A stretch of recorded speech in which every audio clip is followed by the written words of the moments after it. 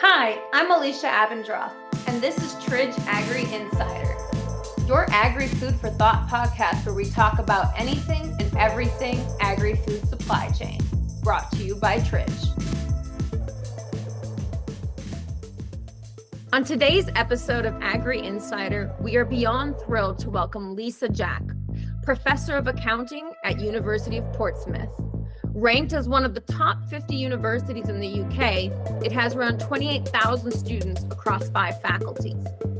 Lisa leads the research cluster for food cultures in transition, or Food City, representing nearly 45 researchers in food across all faculties, ranging from accounting and AI to psychology and cultural history.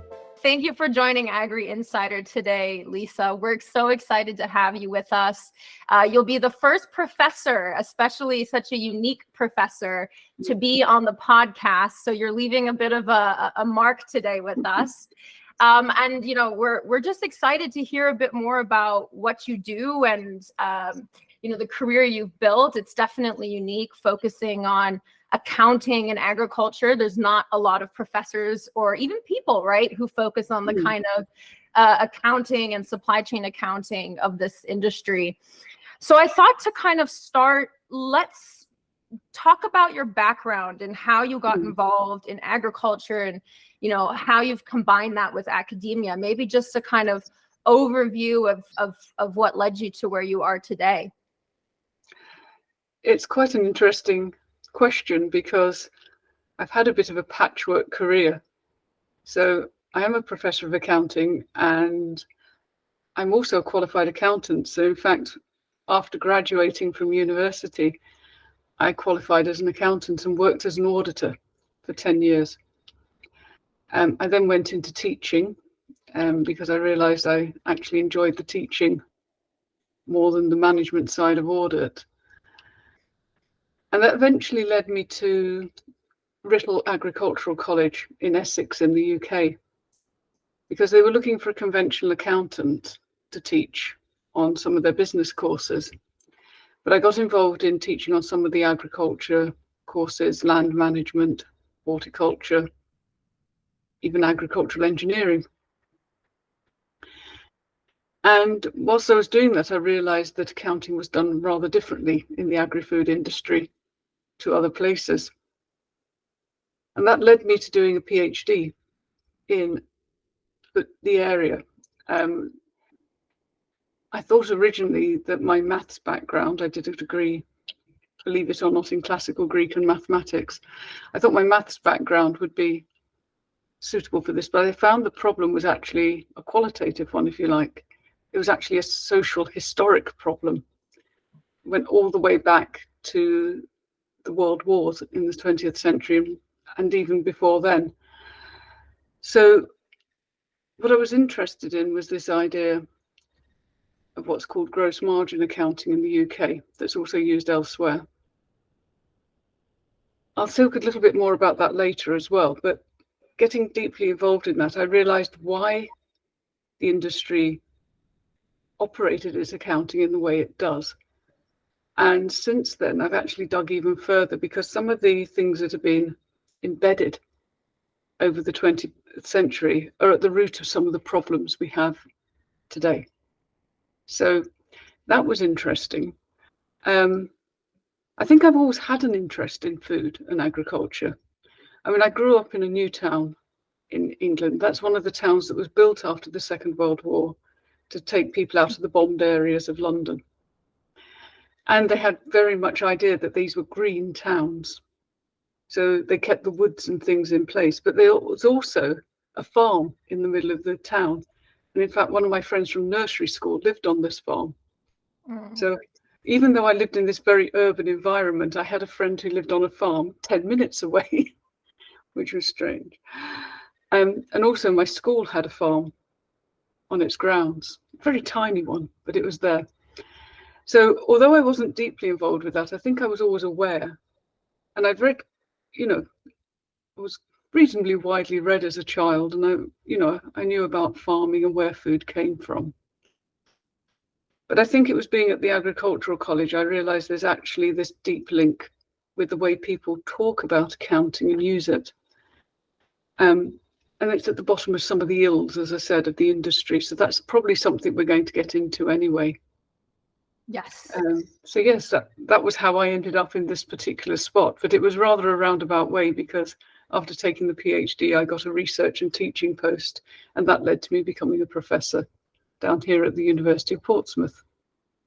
Really, really fascinating background. And I appreciate the anecdote about your childhood, because I think it really highlights how, you know, agriculture has really touched most people's lives. And I think, you know, we eat every day. Most people have 3 meals a day.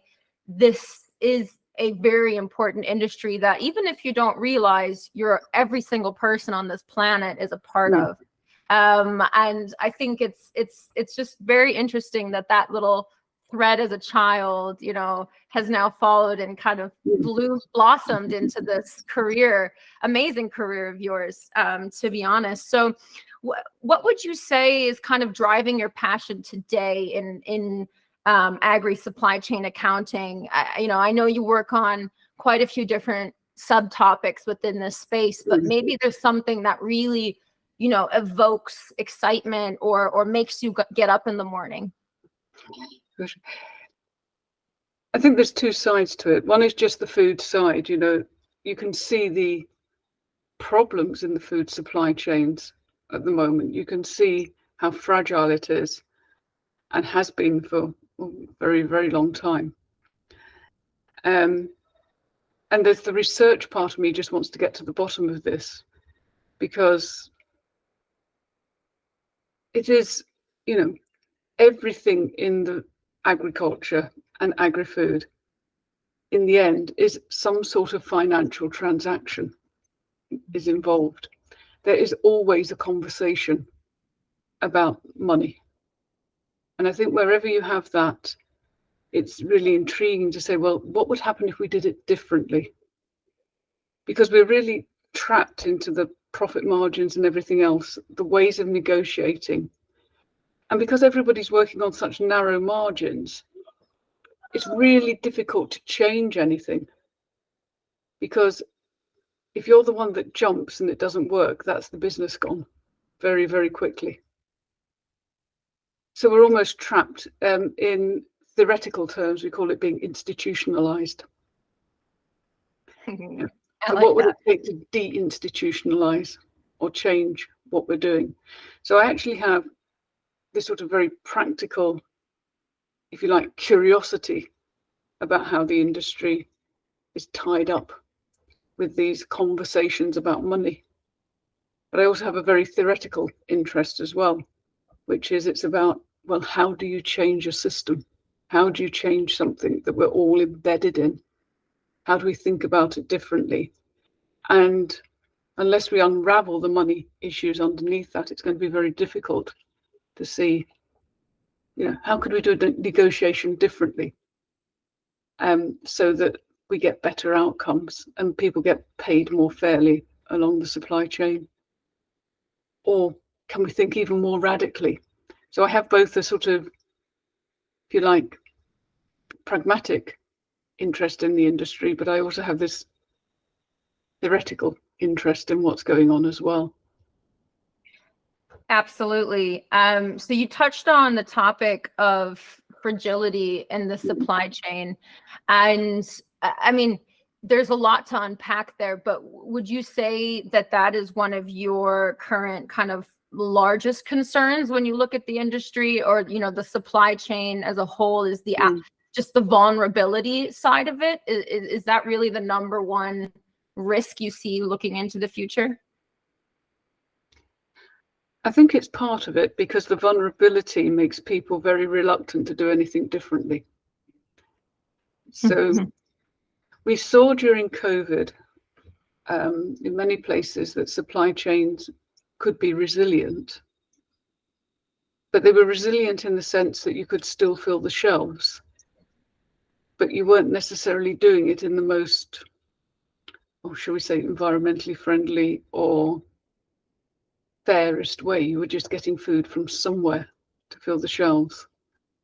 So there is a certain amount of resilience in the system, as we found, but what that masks is the impacts it has on individual farmers and individual producers across the world. And the problem is that we only see, if you like, the supermarket shelves and the markets. As consumers, you see what your point of contact. But that apparent resilience and the apparent filled shelves do hide a lot of problems underneath, and I think we're going to be coming back to that. It might be easier, rather than throwing it all into the same answer, to unpack it a bit more. But there are, quite a lot of the problems in the industry are what they've been for a very long time. It's volatile commodity prices. It's price negotiations with retailers and manufacturers and catering industry, where there's a certain amount of what's called commercial income taken. In other words, effectively a discount from the suppliers to make it competitive. And the whole industry, as we're seeing at the moment, is very vulnerable to political change and geopolitics. When a conflict arises, as we're seeing now, in not just in the Ukraine, but across the world, that disrupts food supply. But these are the problems. The problems of disease and conflict and weather have always been there. You can read back, as I said, I read classical Greek. You can read some of this in the literature from 400 BC, 1000 BC, even earlier if you go back in some cultures. So some of the problems haven't changed. I think that the challenges are, I think if I was to pin it down, what I'm looking at the moment is realizing just how much of this is tied up in fuel. How much we've created a supply chain that's oil dependent. It's a huge topic, isn't it, to get your mind around? I'm trying to pull out, well, okay, so what are these costs? Because I did some work for Sustain, which is a non-governmental organisation in the UK that campaigns on behalf of farmers and producers, but also is looking at things like sustainable cities. But we broke down the cost of 5 staple foods. And in fact, if you put together all the costs across the supply chain, and this was a fairly basic calculation, I wouldn't say it was a detailed one, but it was based on publicly available information. But even from there, you can see that 90% of the cost of any product is in overheads and production. There's very little profit at the end. Nearly all of it goes in overhead at some point.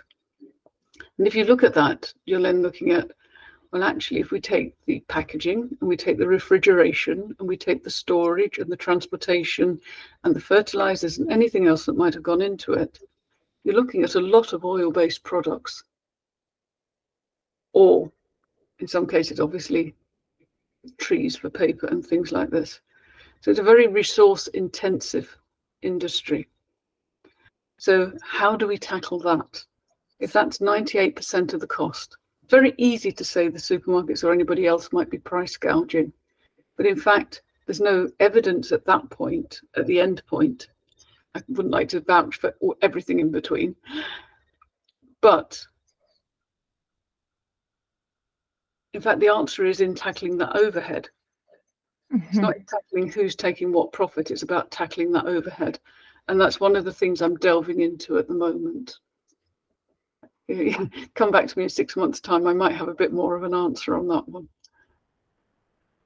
Yeah, well, it's ongoing. It really is ongoing, yes. It's never ending, one could say. And to be fair, you touched on it, right? You are considering system-based change. I mean, you're not just considering, okay, one tunnel vision view of, well, let me just look at why do retailers take X amount of profit? You're saying, well, that's one part of the story. Let's look at the whole picture, and then let's think about, and like you said, quite radically, what reinventing the system can look like. And I talk a lot about this in my circles as well. Is we have a lot of startups out there, but they're all trying to revolutionize the system as it is today. They take one snapshot view, right? Maybe it's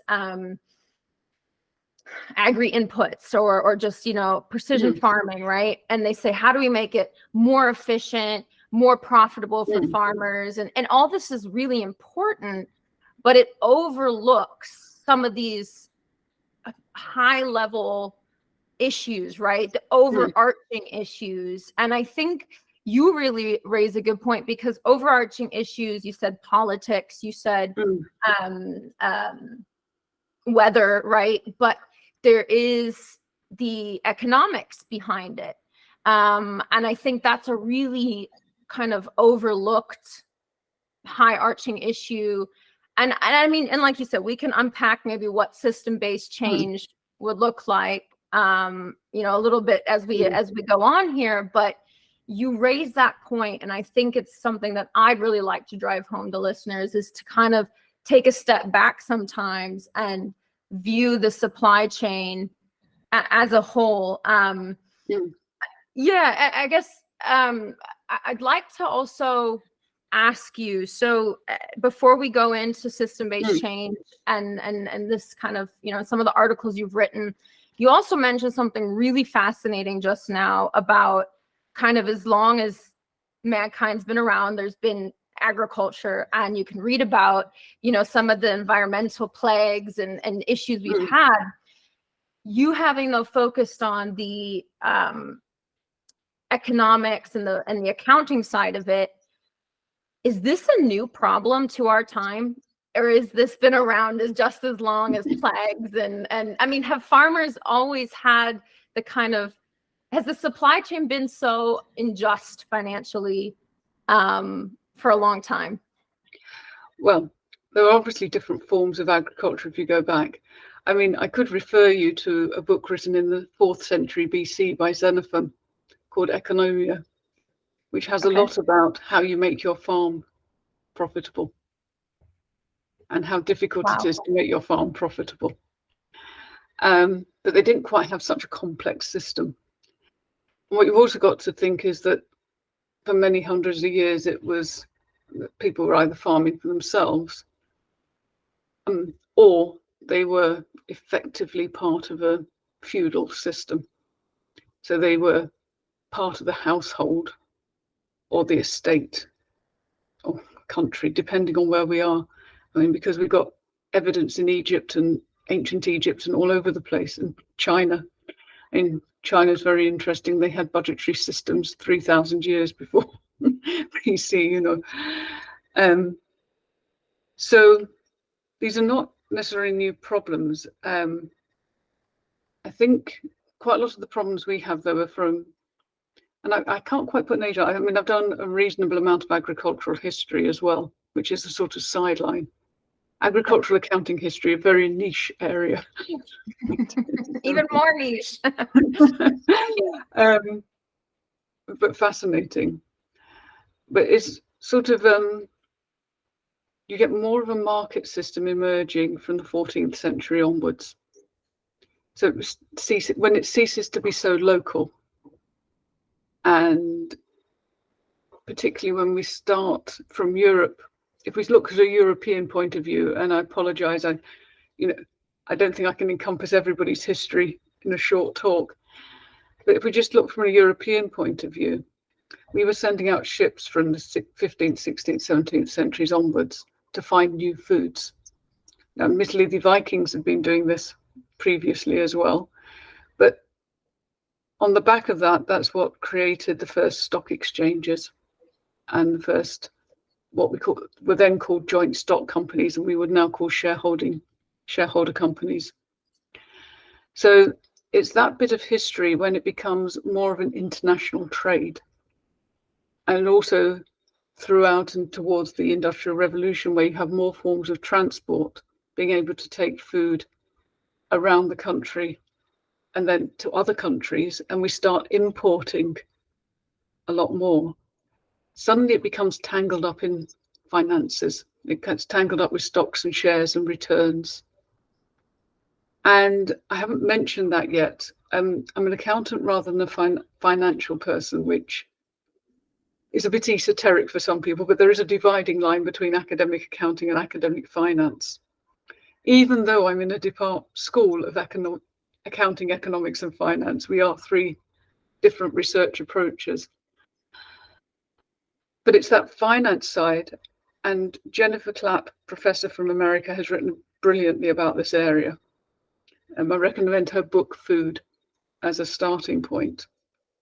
But it's just how much the whole industry has become tied up with commodity pricing, options,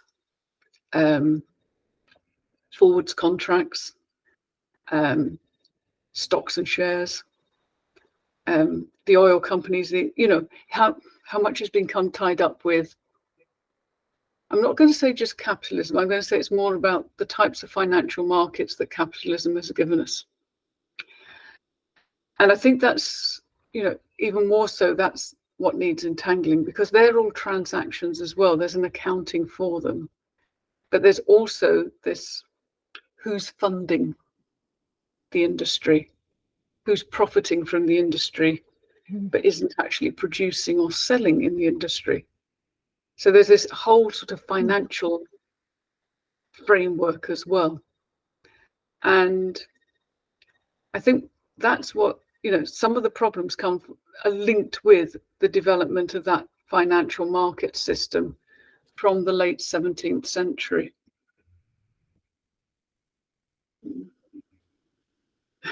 However, I have to say, when I teach this area, I'm actually teaching the area of fraud rather than the area of agriculture. So probably ought to stop at that point.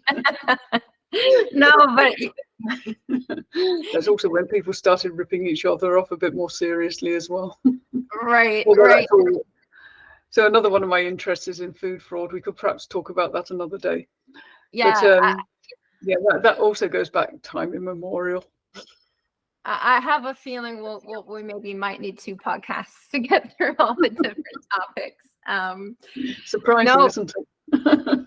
Yes, it is. And I think it is a really good point. I think that, and you have said it beautifully, this turning of the financial economy, financial industry, really changed the way people can earn money, right? It was almost a birth of a new economy. And absolutely, we can't, and this is, coming full circle to what you said, or what we talked about at the beginning is agriculture still enables all of this, right? And it still enables this entire system that we've built. It is the backbone of it. However, you're right, the way the system's working today, the backbone isn't really what's profiting. It's the, I also need to be careful with my word choice now. It's a difficult one to say. Yeah. I think it's intertwined, I think is probably a good way of putting it. And I think, again, we can't have simplistic answers to systems change, because, you need investment as well. You need some form of insurance. So it's about entangling or disentangling, rather, the beneficial side of the financial market from the more speculative side of it. Yes. No, I agree, and I don't think that we can, like you said, boil anything down into, and then that's the world we live in. I also talk about this in some of my circles, is reductionism, right? We live in this society of reductionism, and some of these solutions that might exist, unfortunately, won't fit into those boxes that we sometimes need to evoke change. So it's an interesting time. I wanted to touch on an article that you wrote for the conversation titled "Food Prices excuse me, food prices are rising, but farmers' profits are still small. Here's why. I really liked that article, and I was hoping maybe you could unpack a little bit what you found as you were writing that, or as you published that, and also what evoked you to publish that piece. Okay, so what provoked the piece at that point in time was that the British Prime Minister Rishi Sunak had held a summit at Downing Street with members of the food industry and come out with a set of recommendations. And it was touted quite heavily in advance as being about fairness in the food supply chains, that was going to be one of the crucial things. But actually, when the report came out from the summit, it turned out the fairness aspect was down to 1 or 2 lines, or maybe I'm being a bit unfair, 2 or 3 lines. But there were it gave the opportunity for the government to say they were investing in the countryside. So there were some good things in there, but they didn't really tackle this question of unfairness. It was left very open. Now, I've obviously written several articles and reports over the years which were on that topic. So I was basically drawing on my previous work to give a sort of why the summit had been welcomed by some in the industry because of this new investment, but why it failed to tackle the question that people wanted to see tackled. And it's really quite a difficult one. Now, I've recently sent in a comment, because they're looking for evidence for a committee that's actually on fairness in food supply chains. So the government haven't put it to one side. But essentially, quite a lot of the unfairness can be seen in the accounting for the industry and the accounting between supply chain partners. Now, I'll try and explain this verbally. It's a lot easier when you've got a picture you can wave around, but I'll try and explain it. So I'll just pick out 2 or 3 things which contribute. They're not the cause, but they contribute to our understanding of how and why the system might be unfair. And the first one is coming back to this point of overheads, which I made earlier. Now, when negotiations take place in the industry, it's quite often on the basis of something called marginal costing. In other words, players downstream will negotiate on the basis they'll cover the labour and the production costs, whatever, but they don't particularly want to cover your overheads. So in economic terms, this is a fair enough way of doing it, but you only argue on marginal cost if you've covered your overheads. The big question in agriculture is who's paying the overheads? How much is it just juggling cash around the system? And I delved into this a bit further, and I looked at the way overheads were accounted for. Now, if basically your direct costs or your variable costs are those that go into providing the goods or services, and then everything else is an overhead. For supermarkets, that's absolutely everything to do with running a supermarket. So that's 90 to 95% of their costs are classified as direct. And then there's a very small proportion, a few percent, classified as overhead. In other words, the running of the head office. But if you're in a manufacturing business, for example, or a grower packer, or you're a farm, you're probably taking a bit more of a traditional approach. And in fact, when you look at farm accounts done in the way that's described and the way that was recommended after the Second World War, it came back to my thesis in the end. After the war, you were 70%, 30%. Now it's about 30% direct cost and 70% overhead. So if you take it at its most extreme, supermarkets are arguing to cover 90% of their cost, and they're approaching the farmers to cover 30% of their cost. So it's just it's in a very, very basic bit of first week accounting, or accounting 101, as I believe you would call it in America, which is, how do you classify your overheads? And I don't think people at different stages of the industry entirely appreciate that everybody's classifying their overheads in a different way. So if you want a very simple reason why there's some unfairness in the negotiations using accounting information, it's because you're not talking about the same thing.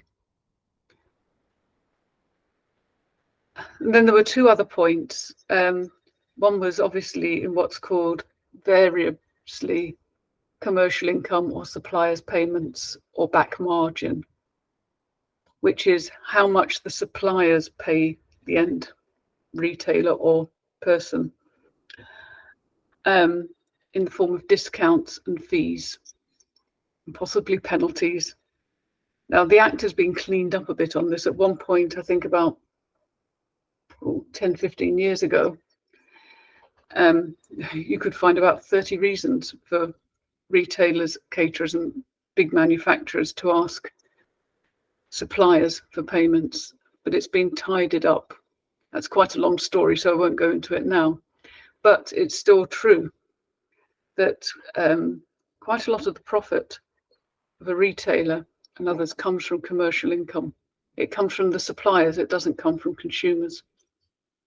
And it's the bargaining point. That's what keeps things competitive for consumers. It's what keeps prices down. It's not economies of scale on cost, because every time you add a new store, you're adding more cost into the system.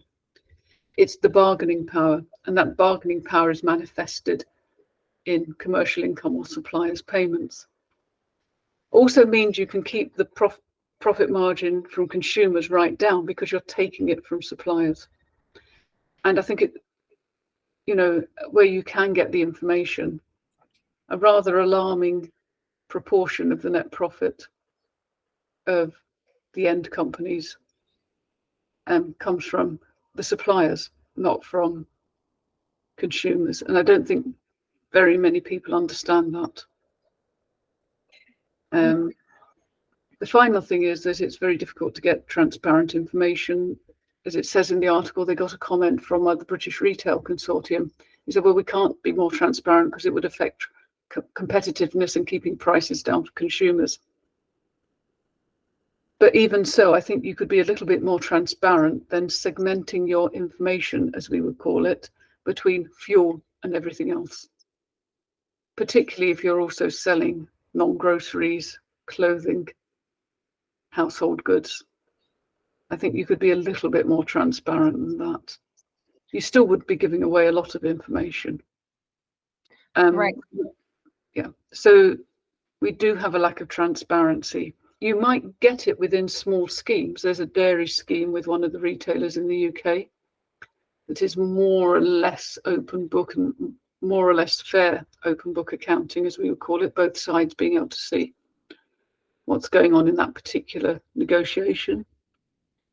But it's very rare. It's not completely transparent. The main problem for the farming industry, if people don't mind me saying so, is the farming industry is far more transparent than the rest of the supply chain. We have benchmarks, we have farm surveys, we have breakdowns of costs from our fine agricultural universities, all of which are fascinating and very useful, but it lets everybody else know what the breakdown of costs is that you can't get from the other members of the supply chain. And it's that imbalance in the transparency that's part of the unfairness, I think. And that's what I was getting at in this article. Yeah, and I think playing on that as well, there's, and I talked to someone recently in a previous episode about the imbalance of risk as well in the supply chain. The farmers carry a disproportionate amount of risk to the retailers, and you're bringing another element to that, which is, the element of transparency and financial transparency.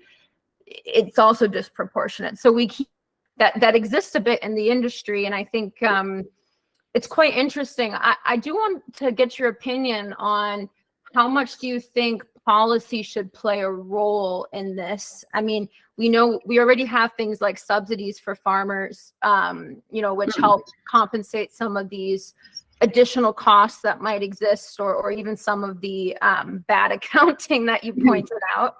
But, I know the UK has been doing some fascinating work with kind of transparency, and you mentioned it just now as well, some of the recent changes. But in your opinion, do you think policymakers should hold more power in this scenario? Should they be evoking more change, or is it enough what they're doing currently?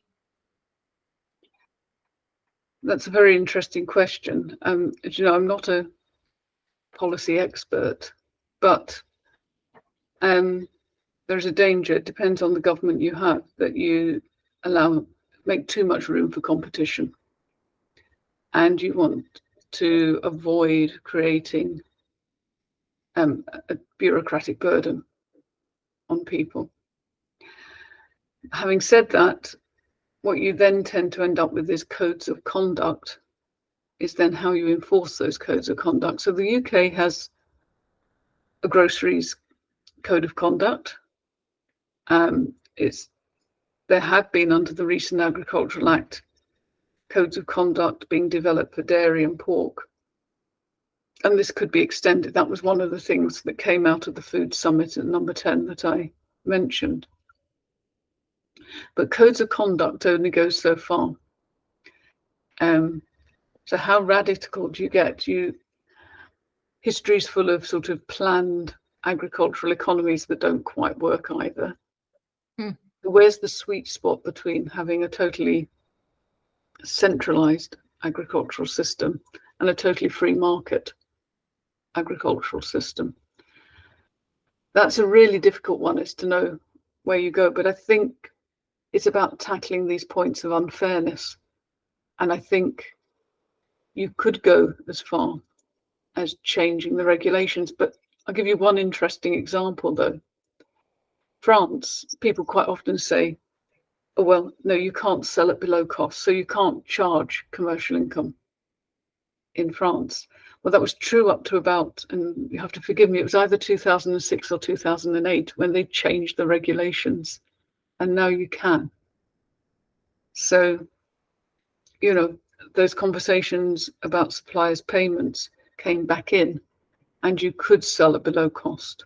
Now, that's a very crude thing. I think there are different things in place in the French legislation, so I wouldn't take that as a description of everything that's going on. But it isn't a description of how just those bits of regulation can change the way negotiations are done, and effectively change the way where the profits are coming from in the industry. So I think I would be interested to see and to pursue, well, if we say pursued three of those things, the three things that I mentioned, the overheads, transparency and commercial income, and saw whether there could be regulatory boundaries put in place over those. That may actually have quite a widespread effect on the industry. I think even more so, I think, going slightly out of my area of expertise, I think where we do need regulation is in the financial market side. And the European Union has gone into looking at how do you curb particularly some of the derivatives and options that are there in around food and around other goods and services that in the end are very close to being speculative, or some would even say bordering on being gambling with the industry. So I think that is an area that does need to be looked at. You keep talking about, and you keep insinuating, system level change. I mean, you mentioned it in this case as well. Maybe not putting more policy in place for the retailer or even for the farmer, because there's already a lot of especially at the farm level, and I also can't speak too much to retail level. I know they deal with a lot of food safety mandates, etc. as well, but there is a lot of regulation that people involved in the food industry need to abide to. But looking at some of those peripheral industries, and again, that system level thinking, I think we keep coming back to that point. And staying on that kind of spirit of high level, right? The big picture. There's a lot of talk at the moment about environmental sustainability. I mean, living in Europe, we can't get enough of how do we combat, environmental climate change in the future, right? But me personally, I mean, and we've spoken a bit about my personal background, growing up on a farm and working on a farm, seeing some of these painful balance sheets at the end of year. I think that the financial sustainability of the agricultural industry is almost equally as important, because if a business can't survive financially, then they'll go out of business, and then suddenly that food won't exist. And we see this happening in Germany. There's a lot of pig farmers that are going insolvent in the next couple of months to years. That could completely change the landscape of what we're going to be eating here in Germany. And this is a pork nation, right? This is a nation built on pork. So, we're seeing these massive changes and restructures. And I guess what is your perspective on kind of what I just said about this topic of financial sustainability in agriculture?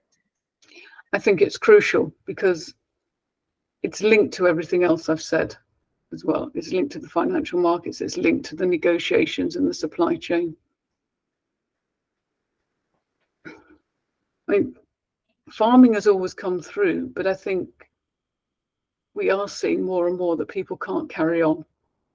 And sometimes these are fifth, sixth generations have had the farm. It's sad for that, but also it has this implication. It's not financial sustainability. Well, who then is managing the land and putting in the environmental sustainability into the land? Because there's a lot of, where there is funding for farming, it's largely in environmental protection. I think making farming financially sustainable. What I'm interested in is how much it would take, because I have a suspicion that if, say, suppliers' payments in the end were reduced even by a little, by the time you put that into terms of volume, it might be sufficient. It's probably the difference between being sustainable and not being sustainable. We're not talking about people becoming wealthy, because a lot of the farming industry is not wealthy. I mean, there's land, but that's another, you have to stop farming for asset wealth, right? You've got asset wealth, but obviously if you sell that land for building, for example, or for something else, it's not creating food either. And I think possibly this ties around again to policy. Maybe it's something I didn't think so much about in my last answer to you, but of course it's about to what extent do you encourage imports and exports of food, and to what extent are the trade negotiations, trade agreements, and the trade law linked in. I mean, as you said, this is a high-level systems change. We have colleagues here at the University of Portsmouth who are interested in, this legal side to the system, and that's, again, a lot of the problems are replicated into law. So that's slightly drifted off the point, but it comes back to that. It's about this balance of imports and exports in a country, and to whether the farming and the agriculture in that country becomes sustainable. And we have seen changes. The changes in the way trade agreements have been written have obviously then had an impact back into farms, because it all depends on who they can sell the produce to. and what they can get for it, we're stuck in a situation where we've got global competition. Yeah. Mm-hmm. I mean, I don't have all the answers to that, but some of the questions lie there. Yes, we've got to look at the accounting side, but it may be that there's very little things we can do that actually make quite a significant difference as to whether a country's agriculture is viable or not. And they're probably linked to the finance and to the accounting again, Mm-hmm. because the law is there to support trade. And I would be really curious, because it's something I've been racking my brain with recently, is you see these policy shifts happening in Europe. You see and hear more and more businesses in Europe, that agricultural businesses that need to either reinvent the way they're doing agriculture, meaning completely revolutionize, maybe not even organic is really enough anymore, right? It's like they have to completely rethink the way they use their land or go out of business, right? And I always think to myself, well, what will happen when people still want pork, right? But then there's no more domestic German pork. Will we just start importing more from, I don't know, Brazil, right? Or Mexico or the United States, right? Like how will these international supply chain shift? And is this really more sustainable, right? Is it more sustainable to be bringing in all this food, but then, for Europeans to be living ag free? Is that a better world? And maybe this is me grasping with that concept of, such radical change, but I think change is happening really quickly especially since COVID. And maybe you have some thoughts on it. If you don't, absolutely no worries, because it's, I think, a bit of an untalked about topic at the moment still. I think it's recognized, but it's a very difficult one to disentangle. I quite like the work of Michael Callan in the States as well, when he's talking about the difference between cheap food and affordable food. And quite a lot of the policy and quite a lot of the practice is driven by the need for cheap food. But in fact, if we turned it around and said, well, it's affordable food that we should be thinking about, then, and we can extend that idea of affordability to being what can we afford to happen in the environment, then maybe that will lead to a change of mindset, saying, well, we have to get the cheapest product in from wherever it comes from. And saying, well, actually, people in this country can afford this food. And then you have to think about the policies, because quite often the people who can't afford food, it's more to do with their income. And the government has to be tackling that income and the other costs in their life. But at the same time, we have to make sure that people can eat. And that's a difficult one to balance as well. But I think I would agree with that move to say that it's not a conversation about cheap food. It's a conversation about affordable food and sufficient food. However, like everybody else, I'm a bit stuck at that point. How do we get beyond that point? How do we make sure that people are fed fairly, properly, that everyone is fed, but at the same time we're not damaging the environment and quite frankly making a lot of people who work in the industry live on low wages? You're just exacerbating the problem. So I'd love to be able to square the circle, as they say how do you get a fair deal for everybody in the food supply chain? And I suspect it's linked to the way we think about money and the way we think about affordability as opposed to cheapness. I'm gonna read that book. We'll definitely look that up, because I think it's very intertwined. And You're making me really, think as well here. What could be done, and maybe I'll hopefully have some epiphany tonight as I cook my dinner, right? And I look over the fresh vegetables I'm chopping. Kind of going toward a bit more positivity, or even constructiveness, and we have touched on this, right, throughout the entire conversation today, is things that can be done, aspects to assess for positive change.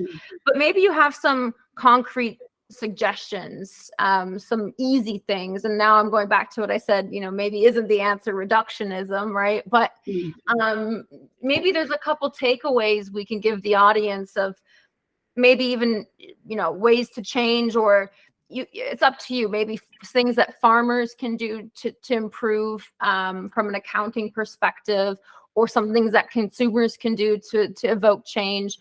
Maybe you've put some thought into this.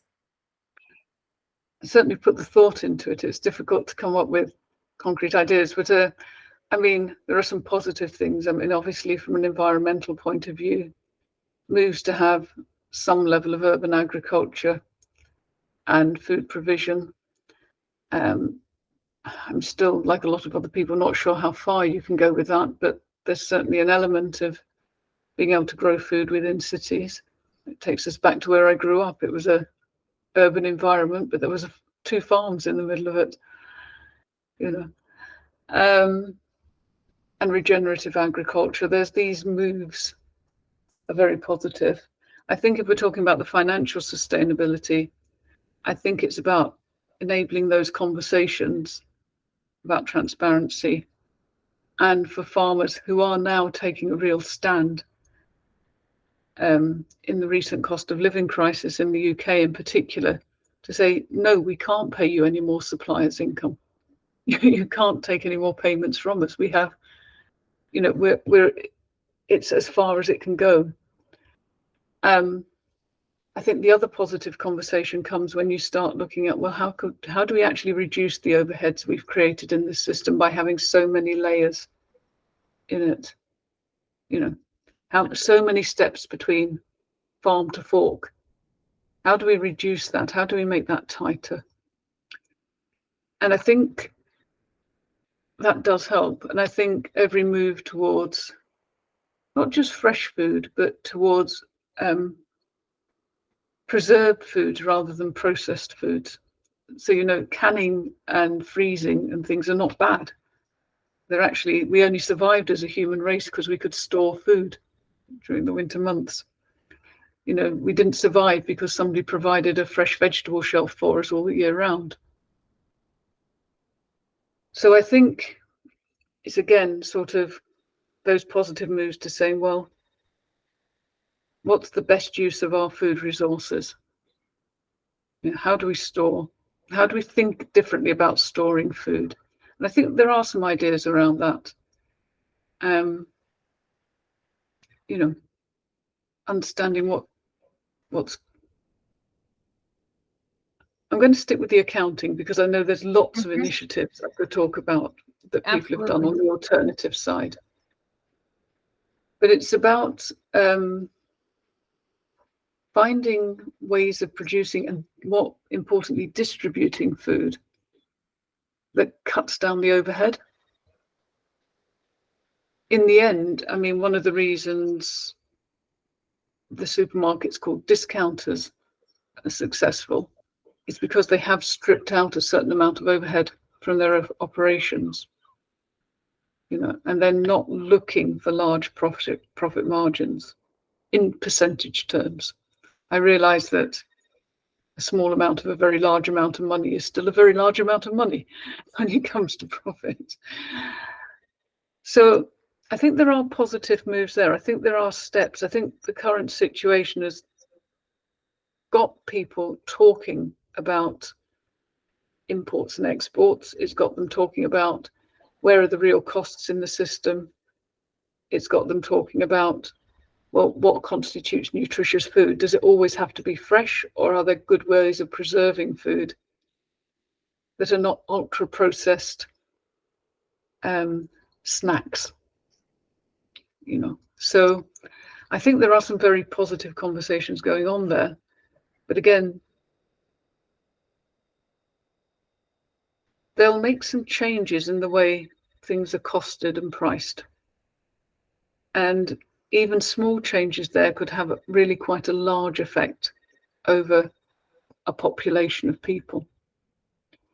Again, if you come back to me in a few months, I might have done some of those calculations, is what I'm thinking about at the moment.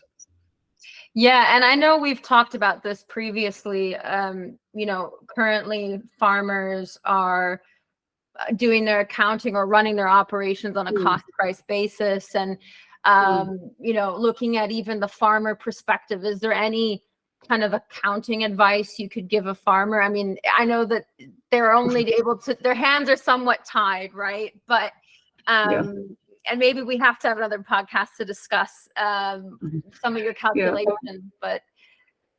Yeah, I think there's certainly scope, I've realized in the last couple of months, to revisit farm accounting again in terms of classification of costs. In practical terms, and most farmers I've ever spoken to are already doing this, but we have something in accounting more generally called target costing. And that essentially means understanding the cost you can get, understanding the price you can get at the farm gate, and then re-engineering your processes to make sure. So I can remember visiting somebody in New Zealand, and what they were actually doing was actually adding 2 more tines to their harrowing equipment going across the field, because then they needed to make less passes of the field, and that saved a surprising amount of money. And people going over to no-till and various other approaches to farming. So I think it's actually what my discovery, for want of a better word, was that farmers, quite a lot of farmers, are actually doing this in their heads, but they would never think of calling it target costing, but it is what they're doing. But you can extend that a little bit further, because you can have something called a target cost contract. Now, I've only met 1 or 2 people who've managed to make this work, but it's essentially saying that you have an agreement to be paid on a certain price, and then the ability to deliver over and above, or to improve the quality over a number of seasons, has a bonus element to it. So working together with the person you have the contract with, you can work together to lower the costs but increase the margins. And if you manage to do it correctly, you'll keep the prices down as well. There's a big difference from doing construction, where this works quite well. But I have come across one farmer in the UK who, for at least for a while, managed to do this with one of their crops, and their grower packer they were working with. So I think it's about thinking, well, are there any more overheads? No, I'm saying this being aware that every farmer I've ever spoken to is obsessed with this anyway. And most of them have cut everything they possibly could down to the bone. The other side is actually working together and resisting requests for unfair suppliers payments. And I'd like to see more there. Some of the other things have been around for a while, joining together to make purchases or having transport. There's not much you can do. You either increase your income or you reduce your costs at the end of the day. Most farms I know have diversified or have some off-farm income as well. But ideally, we don't really want that, they're cross-subsidizing the rest of us.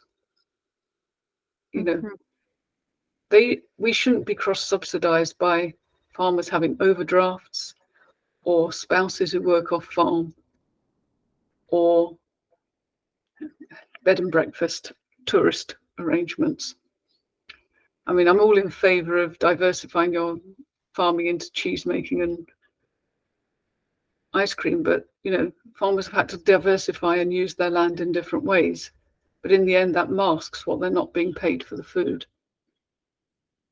And so it's changing those conversations in the general mindset as well, getting people to know. I think the other side to it, the positive side, is actually getting people to know.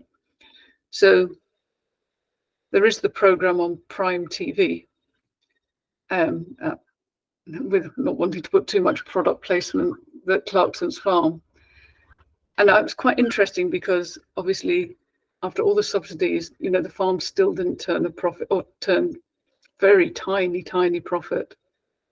And that really interested me because there's actually quite a lot of novels and books written about or by farmers. It's something when I have a spare moment I want to pull together. But quite a lot of these autobiographical accounts are virtually about them thinking through their finances, how they're going to make the farm profitable, what it costs. It's quite interesting. It's storytelling by accounting. That's It's crazy. fascinating. Yeah. And basically that's the story of the farm, is not just the farm and the nature on the farm. It's also about, well, this almost dramatic story. How are you going to run out of money? And I think, if more people understood that story, that would be, you begin to get some more interesting conversations going. Yeah, I agree. And I think you see more and more positive traction around agriculture, especially in the last couple of months. I think there's a lot more interest in the food space, holistically, even from average consumers. They're starting to ask not just the simple question that we saw, already 10 years ago, which is, is this organic or is this healthy, right? There was this kind of big push around food quality, food health, but now even looking at, how do these supply chains work? And I think the sustainability movement, a really great byproduct of that is people starting to ask these questions, right?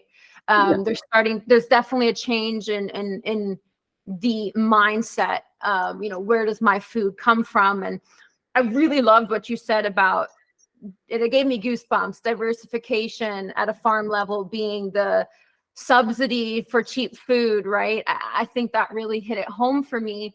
And I guess one positive thing about maybe agrotourism is it will hopefully help reinforce this, understanding in the industry. There's so much I want to still ask and unpack, but maybe let's take the last 5 minutes to talk about, what are some of the projects you're working on at University of Portsmouth? Or maybe not even just projects, but how can our listeners find you and your work? How can they connect with you? Okay, well, the best way is just to email me direct. You can find me on the University of Portsmouth webpage fairly easily. There's not many Lisa Jacks, although there is one other Professor Lisa Jack, who interestingly is best known for taking pictures of Barack Obama in his youth. So you get an interesting search if you search for our name. But University of Portsmouth is quite interesting. I came back from a sabbatical in Canada about 5 or 6 years ago, put out a call to see who else was researching food at the university. Turns out there's about 45 people in the university researching food from some form or another. But we're not many scientists, not many policymakers, which is what makes up most of the researchers in the country. Instead, we've got people looking at it from a business point of view, from technological point of view, and what might be called agri-tech, particularly in packaging. We've got psychologists looking at behavior around food. We've got historians and literature experts looking at food in culture. And we have a very long-standing and growing connection with the community in Portsmouth, which is a port city right in the south of England, one of the very few island cities in England with was completely surrounded by water, although admittedly at the north side there is a very narrow channel. So we have quite a lot of projects going on, and we come under the umbrella of food cultures in transition, or which we shorten to Food City. We're interested in how people and culture affect food supply chains and as well as diet. And we have this strong belief that you can't look at any of these problems without looking at the people in there. So I've talked a lot about systems and accounting because that's my speciality. But I strongly believe that accounting is about people. When I was an auditor, it was drummed into us, you can't understand the accounting unless you understand the business. And the other phrase we used to get a lot was, there aren't any systems problems, there's only people problems. So we're very much a group of researchers who look at these issues from a people point of view. And we're very much looking at it from a place-based point of view, because if you can change the system in Portsmouth, quite frankly, I think you can change it in quite a few other places as well. It's quite a, if you like, microcosm of a lot of the problems in the food system. We've got affluence, poverty, fine dining, a lot of takeaways, health freaks, obesity problem, you name it, we've got examples of it in the city. So a lot of our research at the moment has been around food loss and waste, food psychology, culture, alternative food systems as well. We've got people looking at, I've got a colleague very much looking at fair trade. So we're looking at it from this cultural point of view, this people point of view, for want of a better way of putting it. And projects are coming through there. We're also quite innovative in the sense of working on projects with companies around packaging, new food projects, marketing, AI and technologies, particularly applied to food safety and food fraud, materials, so we're gathering a profile for the work we do. But I'd like to shout out that actually food research does happen at the University of Portsmouth is the key thing. We don't have any specific degrees on that, but we do have modules within degrees at the moment, but I would dearly love to work towards. We do have 2 masters that we're hoping are going to come online next year around sustainability and business.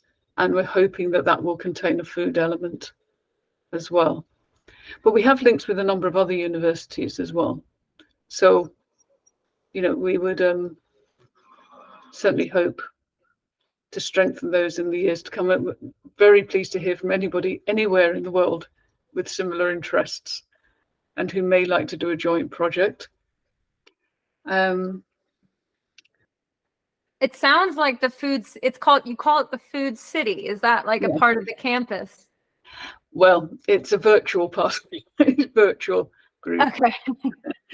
And it's short for Food Cultures in Transition. It was quite a neat way of putting the whole together. Well, I think all listeners should probably check out Food City and connect with you, Lisa. Definitely, I think there's some amazing innovation happening at your university. Is there any other way that, maybe some final words of advice to the audience, anyone who'd want to follow in a similar career path, what they can do or how they can even get involved with the university, either through a bachelor's or a master's or some sort of project? Well, if in my area, you do need some understanding of accounting, but to get involved in the food area, it's almost what you said earlier. Isn't there a phrase again from the United States about if you're in food, you're in if you eat food, you're in agriculture. Yeah. So almost anything you do has a link.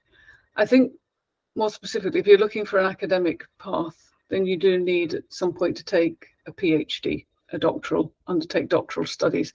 Certainly I have 2 or 3 students, and we've probably got a fair number of students in the university who are researching the food systems, food psychology, food businesses, for their doctoral studies. And I think you're taking that path, you really do need to do. That's what helped me, was doing that PhD study initially. You immerse yourself in it. You have to think about the links. You get a feeling for what your contribution to that area is. So for people looking for a way in, I think probably if you want to link into academic research, then you do need to be looking at maybe first of all doing a master's, either from a technical point of view or from a policy point of view. And there's some excellent courses across the world in this area. And then, of course, you can come to us to do your doctoral studies. There we go. There we go. Any of my colleagues, we're very well networked. If we can't help, we can point you in the direction of somebody who can. But it is that, I think for me, I hadn't actually thought of doing a PhD till I worked at the agricultural college as a teacher. But I got so interested, the only way to get into it was to do an in-depth study. I started by doing an MPhil and it got upgraded to a PhD. And from there, that gave me the confidence to go out and do my own research in the area. The other thing is just to network and talk to people and look for the opportunities, because there are other routes into researching this area through, non-governmental organisations and research organisations, and even the civil service. There are a lot of activist groups as well. Yeah.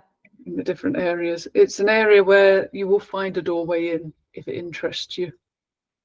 Well, and thank you for giving us an insight into your academic perspective and your academic world of agricultural accounting. To wrap it up, are there any final words of wisdom you could give the audience? That's very difficult. You don't like to sort of say that you are, your words are those of wisdom, but I think there's a way I approach my research. It's not original to me, but it's, if you like, a pragmatic approach to doing research. And it starts with, well, what are our unquestioned assumptions here? We touched on that when we talked about food should be cheap. What are the unquestioned assumptions? Start questioning those. And then start thinking, what if we did something different? But the first point is recognizing that some things we take for granted might not be fixed in stone.